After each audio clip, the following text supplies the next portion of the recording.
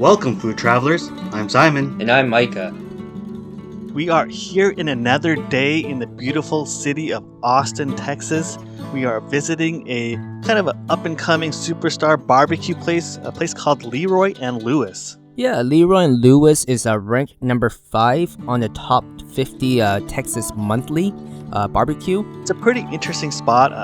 At first, I didn't even realize that it was a food truck, but we've had quite a bit of experience with food trucks. And in this case, I was very, very happily surprised that it was a very delicious food truck. Yeah, Leroy and Lewis is located in this tree-shaded gravel courtyard area. There's like a little bit of a waterfall to the side next to our table, so it's a really nice ambient environment. Yeah, I agree. The atmosphere was great. I was kind of surprised that when we first got there were that many people just kind of sitting all around. It was pretty cool to see all these people just there. They're grabbing other items from other food trucks that are in the section, but they're also there with their laptops working, kind of doing work outside, which is pretty cool. Yeah, Leroy and Lewis, surprisingly, they have this really cool location for this spots, and then they also have this smoker on the side that you can watch them going back and forth while they were just getting everything set up for the showtime. Yeah, one of the things to know about them is they actually use a communal kitchen, so they'll go prep and make a lot of things prior to taking it out to the food truck and then kind of finishing everything off in the smoker. Yeah, so when we got to Leroy and Lewis and ordering the food, I actually went with the 2 meat plate option.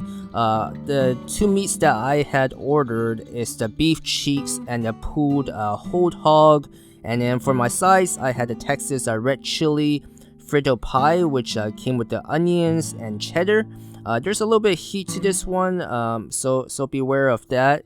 And the other side I had was the pork hash and rice with scallion, and it was really nice of them. They also gave some sausage to try. Yeah, and for my plate, I actually had the 2 meat plate as well. The first meat, I also had the beef cheeks, and for my second meat, I actually had the barbacoa, and for my side, I actually had the coleslaw.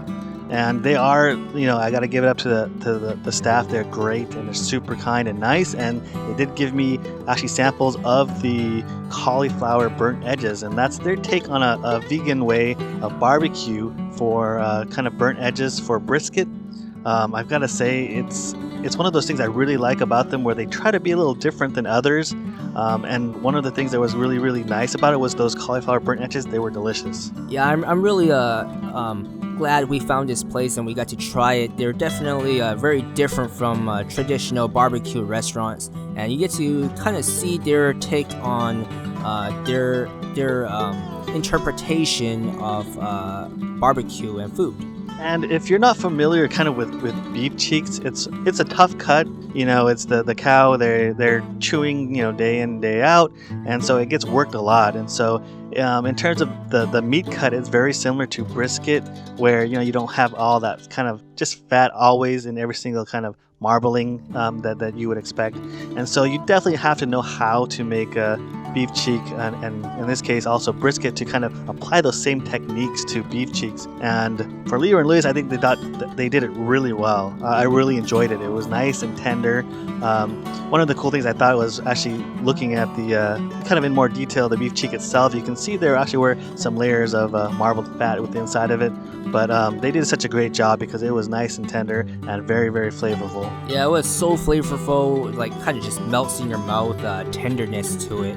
And just when you're ordering or making the decision between a 2 meat plate or 1 meat plate, originally I thought, 2 meat plate, maybe that's just too much for me. Maybe I need to box it to go. But in reality, it was perfect portion. It was just enough for one person.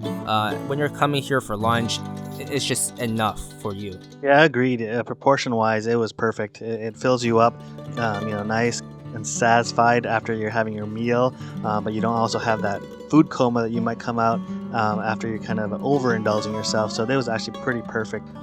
Also, one of the things I wanted to note was that they do actually have brisket, but they only serve that on the weekends.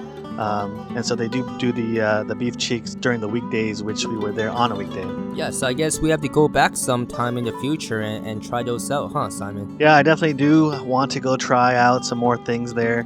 Definitely the brisket. We'll have to make a trip back to Austin again because there's just so many things that you just can't all fit in a short trip. And definitely I want to keep filling that up with as many different tastes and flavors that we can, and that this beautiful barbecue city offers.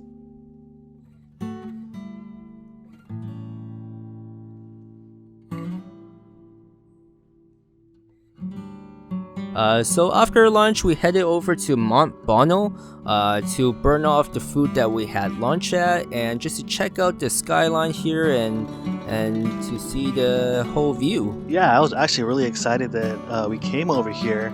As mentioned before, if you saw some of our earlier Austin videos, I actually have been to Austin quite a few times, but I've actually never been to Mount Bonnell, and then I actually never got to see this view, which was spectacular. Yeah, when I was coming to Austin, I was trying to look for places to see. Every time I visit a new place, I always look for a skyline view, and this was the perfect spot for it. And it's not too far from the downtown section itself, so it was actually really nice to actually go there and be able to kind of see kind of around and kind of the whole kind of city atmosphere of Austin itself. And after we headed over to Mount Bonnell, it was time for dinner, and we made our way down to Steiner Ranch Steakhouse. Yeah, this is a pretty interesting place, I have to say. Just to drive up to the restaurant itself is pretty spectacular. It has some of the most great views as a dinner spot. So if you do get a chance to come Steiner and you really enjoy awesome views, I would definitely recommend coming here for lunch lunch or dinner. Yeah, and also to note, they do have live music, but that is outdoor only. So you do have to plan and let the staff know that you want to sit outside. But they do have heaters outside as well. We actually came here on a really windy day, so we actually opted for the indoor seating area. And as you can kind of see from the video, the restaurant is substantial. It's a large size, and originally it looked like it was 2 floors, but after speaking with the maitre d', she actually told us that there were actually 3 total floors for the restaurant, so it is a huge place. Yeah, and to make some extra note here, this restaurant is actually located on the Steiner Ranch too. They are known for their rodeo and everything too. Yeah, they're a pretty famous family. One of the things that some of the staff told us was kind of looking around at all the pictures, and they pointed out one of the pictures which was of the family, and they're pretty much all those southern Texas things, they're associated with it. Some of the family members have won the national rodeo. They've also, one of the things that they told us was that the television show Yellowstone is actually filmed on their property, which I thought was pretty cool. Yeah, it was really cool just to see all their achievements and just to see the family pictures and seeing that gold buckle that Bobby Steiner won the world champ bull riding back in 1973. So there's definitely a lot of memorabilia to kind of look around while you're kind of waiting for your table to get set up and for them to call you in to go have dinner. Yeah, definitely a really cool spot. If you've never been to this place, I would definitely recommend it. It's really great for parties too. We saw a lot of group dining here as well. And from what I noticed, there was a bit, where you can be casual, and some people did dress casual, and there were others who kind of dressed up. You'll see throughout the video once you kind of see the patronage and all the customers that came through that there was a mix of dress. And for me, I wasn't really dressed up very much, but the staff was great. They were nice and super helpful, and they didn't treat me any different because I didn't dress up. And as you saw here in this video, you can see the menu is really different from your traditional menu. Whenever you go to like a dark restaurant interior, it's always hard to see the menu. I thought this was really genius of them having an LED lighted menu. Yeah, that was very much appreciated. if you've seen one of our previous videos over at the Nomad Library, that restaurant itself also was kind of a darkly lit restaurant. And so, opening the menu, you kind of have to go in close and you kind of look around to see the things you want. But in this case, it was really nice that it was backlit and it was easy to see and read and go through everything. Yeah, and for my dish here, I actually ordered the Texan ribeye, the 14 ounce, and that also came with or served with mashed potatoes and veggies of the day. And for my dish, I actually had the 7 ounce filet mignon. That also came with the veggies of the day and mashed potatoes.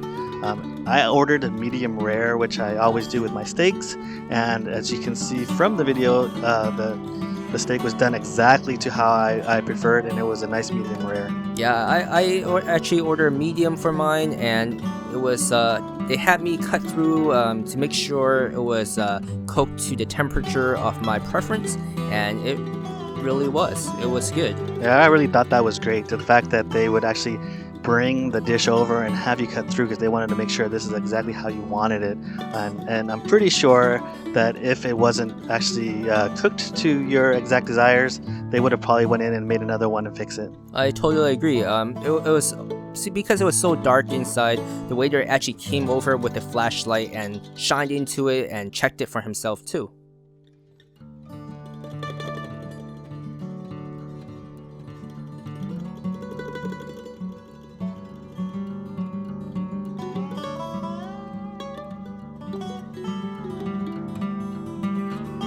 And to wrap up the episode are our notables. And for this episode, we actually have one notable, which is the beef cheeks from Leroy and Lewis. It's beautifully tender, very well seasoned, and very flavorful. Definitely a dish that I would recommend.